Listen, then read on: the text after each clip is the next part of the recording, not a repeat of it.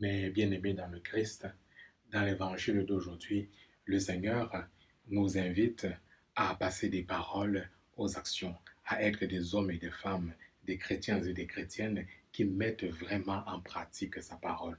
Autrement dit, il nous invite à ne pas être comme les gens du monde. Hein? Il nous invite à ne pas être de gros parleurs et de petits faiseurs.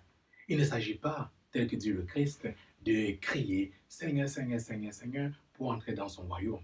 Non, il s'agit justement de faire la volonté de son Père. Faire la volonté de son Père, c'est quoi? C'est mettre en application le commandement d'amour. Que j'arrête de chanter qu'il faut aimer le prochain, mais de poser des actes concrets, des gestes concrets.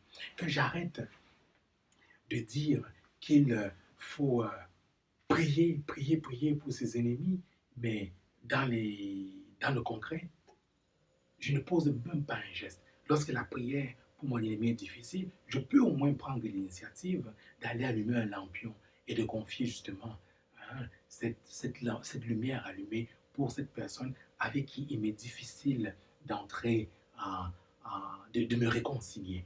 Oui, bien aimé dans le Christ, ne soyons pas comme les gens du monde. Hein. Nous sommes dans le monde, mais nous ne sommes pas du monde.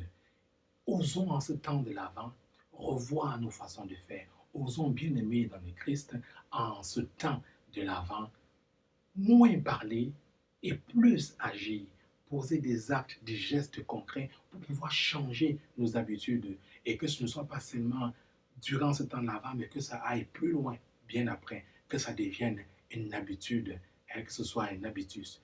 Oui, bien aimé dans le Christ, sois un